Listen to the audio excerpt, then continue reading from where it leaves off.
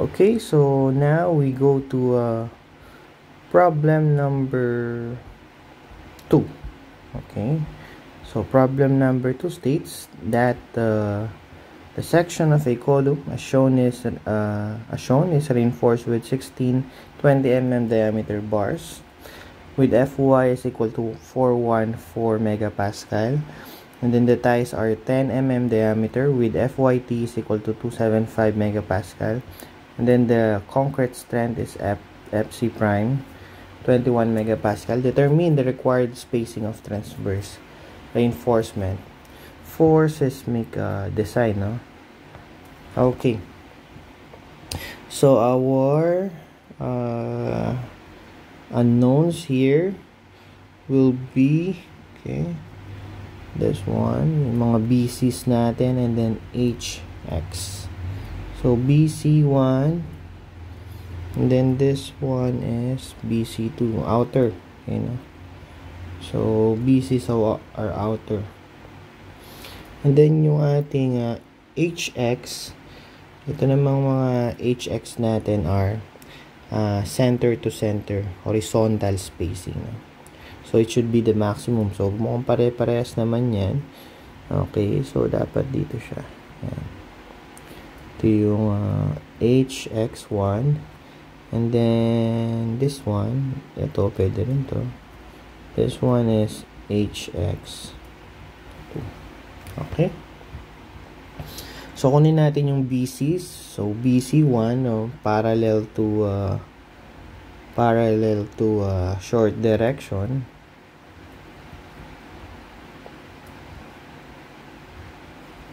Okay, so BC1 is equal to 400 minus 260 plus 20, and then plus twice of your stirrups diameter. Okay, and then parallel to long direction naman, which is yung BC2, long direction, BC2 600 minus 260, twice of 60 plus 20 plus twice ng 10. Yan. So yan, simple lang naman yan. So this one is 320 millimeter, and then this one is 520 millimeter. Okay, the next ACH, okay, mga BCs natin, multiply lang yan, BC1 and then BC2. So this one is 166,400 millimeter squared. Also yung AG, kailangan natin yan later. So 600 multiplied by 400. So 240,000 okay, millimeter squared. Also, maximum spacing of confinement reinforcement.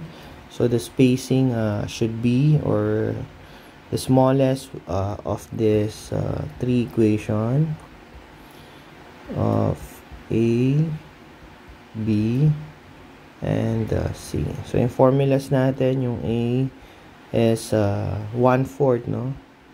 So quarter of the minimum dimension of your column. So yung minimum dimension natin is 400, mas maliit. Yung letter B naman, 6D, no? Or the minimum diameter or smallest diameter of longitudinal bar. Okay, so 20, pare-pares lang naman yung ating longitudinal bar. And then the other formula is yung SO. So SO is equal to 100 plus 350 minus HX divided by 3. Okay, formula natin. So this one is 100, and then this one is 720 millimeter, yung dalawang yan. Tapos ito, kailangan nating solve yung HX muna.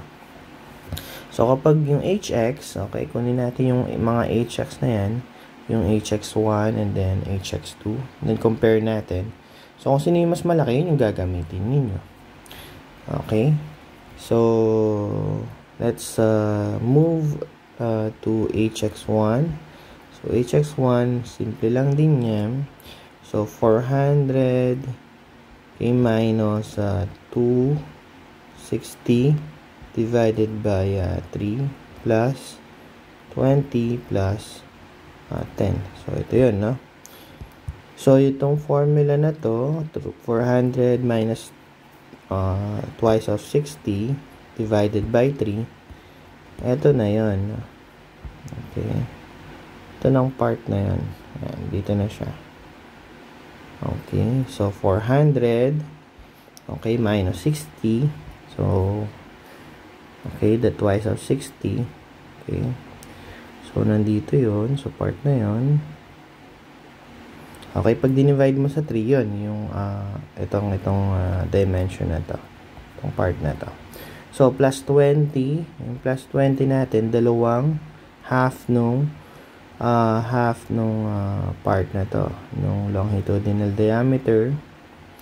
And then, plus 10, dalawa na naman na half ng stirrups natin. Or ties natin. Okay? So, yun. Ganun lang siya kasimple. And then, HX2 naman, this time, along long direction or parallel to long direction. So, 600 minus twice 60. Pare-pares lang yan, no? Hindi na nagbabago yung formula na yan. Ito lang babaguhin dito sa formula. Kung parehas yung, okay, yung mga diameter ng longitudinal bar and also yung ties natin. Okay, so this one is equal to 123.33 and then the other 190. So yung value daw ng SO shall not exceed 150 and need not be taken less than 100. So, let's try, no? So, yung maximum muna sa dalawang to, yung gagamitin natin. So, use this one, no? 190. So, SO is equal to 100 plus 350 minus 190 divided by 3. So, ayan, compute natin. So, in this case, 153. Yun, nagpas siya sa 150. Dapat yung SO natin is within 150 saka 100. Yan, ganun siya. Okay, so 150. So, we use 150 para dito sa SO. Okay? So, compare na natin yung ating mga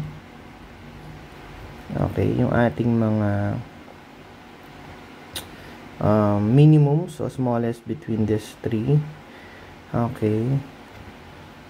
So, ang ating S max now is this one, itong S max na to. So, S max is yung 100, yung pinakamaliit. Okay. So, spacing yan, no? So, yung pinakamaliit siya. So, now we go to yung formula natin or yung pagkuha ng spacing of ito na lang, mag-add na lang ako. Okay, so spacing of transverse reinforcement. Okay, so unahin natin yung parallel to a short direction. Short direction. So may formula tayo from table 418.7.5.4. So balikan natin. Check natin dito. 418.7.5. Okay, so ganito, no? Ito, baliktad to, no? Yan. Yan. Then ito, papunta dito. Okay. So, yung ASH natin, naka-divide yan. So, greater between, yung FC prime natin is equal to 21. So, usually dito lang mapapasok yung ating criteria, no? Itong part na to. So, yung greater lang between A and B. Yan. Ito yung gagamitin natin. Pero pag greater than 70 megapascal or yung PU mo is greater than 0.3 AgFC prime. Medyo malaki-laki na yun. Okay, so yung tatlo, no? Yung tatlong expressions yung gagamitin ninyo. Okay. So, yung kukunin mo niyan, yung mas okay, mas maliit na S, no? So, in this case, S. Itong S na to, hindi yan subscript, no? Hindi niya subscript yung BC, no? So, yan. So, iba yung BC, no? Na part. Okay, so yung formula natin, yung denominator ng ASH, which is yung SBC, i-multiply lang natin dito sa dalawang to. Okay, para makuha natin yung ASH. And then, yung unknown kasi dito sa part ng problem is yung S, no? Yun yung wala. Okay. Okay, yung ASH is given, which is the total cross-sectional area of transverse. Okay, reinforcement, including cross ties within spacing S and perpendicular to dimension BC. Okay. So, yun yung ASH natin. Itong part na to. So, this one is along BC1. Okay. H1. Okay. Okay. So, yun. Ano pa ba? Okay. So, compute na natin yung ating yung formula natin yan, yung una, yung letter A, will be ASH. Okay, yung denominator, ilipat ko na sa kabila. So, SBC multiply by 3 multiply by AG over ACH minus 1 then FC prime FYT. So, yun yung ating formula. So, parallel to short direction, ang gagamitin natin is bilangin natin, no? So, yun to, tama. 1, 2, 3, 4, 5, 6. So, parallel. Pag sinabing or along short direction, baliktad naman to, no? Yung gagamitin mo yung stirrups or ties or cross legs na actually along short direction or parallel to short direction. Okay, ito yung parallel sa kanya sa short direction, yung mga to. Okay, so yung cross-sectional areas na yan, maraming nalilito dyan, no? Careful kayo. So, yung cross-sectional areas na yan, so 6 na 16, no? Or sorry, 6 na ginamit na 10 mm diameter. Okay? So, 6 na pi over 4 and then 10 mm diameter. Okay, so yung S is unknown. Sorry. 3 ba to? 0.3 yan. 0.3. Sorry, 0.3. So, 0.3 unahin ko na. And then yung S, unknown. So, yun yung kinukuha natin ngayon. No? So, last time baliktad. So, BC is... So, yung BC natin will be okay, 520. So, yan. So, BC2 yan. Along BC2. Okay, ito yung gagamitin mo. Okay, so, dito. Okay, tingnan ninyo yung ating okay, so, yan. Yung partner, pag kinuha mo yung diameter ng ties na to or cross legs, all yung lahat ng cross legs and ties na yan. So, yung partner ng BC, yung tingnan nyo lang yung subscript na to, yung BC1, let's say BC1. Okay? So, ito yung partner niya, yung SH. Dito naman, ayan, no? BC2, no? Yung ginamit ko kasi dito, sorry, BC2. So, yung partner nito is itong part na to. Ayan, yung mga yan. Okay? So, ganun lang siya. Okay. So, next BC natin is 520. And then, AG natin will be 240,000 divided by 166,400.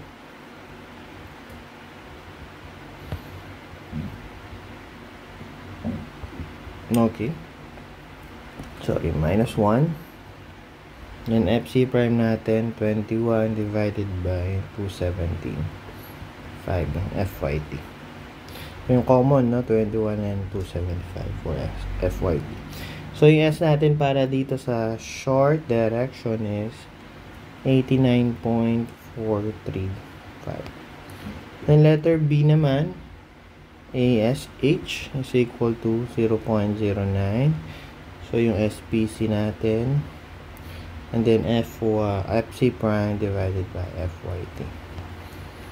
Okay, kunin lang natin yung ASH. So, parehas lang din. 10 squared, 0.09. S, and then BC, 520 pa rin. FYT is 21 divided by 274. Okay, so, kukunin mo dito yung mas malaki. Sorry, yung mas maliit, no? Na required spacing kasi required siya. So pag spacing ba nag-uusapan yung mas sinsin, no? Mas maliit na S. So yun yung parang S max natin. Okay? So this one is 131.859 mm. So gagamitin natin in this case is this 89.435. So, parallel to short direction. Okay, so next, copying ko na lang yan to. Gagawin ko na ng long direction. Okay. So, this time, parallel to long direction naman. Long. Okay. Tapos, babaguhin ko lang yan yung ASH, kung ilan man to. Yan ito. Tapos, yung BC. Yan. Yan lang. Then the rest, I think parehas na. No? Parehas na yung mga yan. Ito. Yan. Okay, yung ASH naman natin dito, sa part na to, is, ito naman. Ito, gagawin ko yung kulay. Itong dilaw. Ito, and then ito. So, yung BC na gagamitin natin dito is BC1. Okay. And then, this one, in this case, along or parallel to long direction. Okay. So, long direction siya. So, ilan yun? 1, 2, 3, 4. So, 4. Ito, 4 din. Ano pa? So, yung BC natin is kasi BC is 320. Okay. So, BC1, 320. Okay, 320. Now, isolate mo lang yung S. So, para makuha yung mga values nung S natin. So, this case, 96.887 mm. And then, 142.847. Ayun yung computation natin. So, in this direction, yung nag-govern pa rin yung una. Okay? Yung nag-govern pa rin is yung una natin. Okay. So, the governing spacing, actually, yung 4 na yan is compare mo lahat, no? So, yung pinakamaliit, yun yung gagamitin mo. Okay? Yun yung magiging required, no? Okay, spacing natin. Okay? So, in this case, mas maliit yung 89. So, ito yung gagamitin. So, governing spacing is 89.435 millimeter. Ito yung S natin. So, it is greater than our S max. Yung S max natin is 100. So, pasok siya. So, therefore, yung S use S is equal to 89.435 millimeter. So, ito na yung answer natin. Okay? So, that will be our solution for problem number 2. Thank you.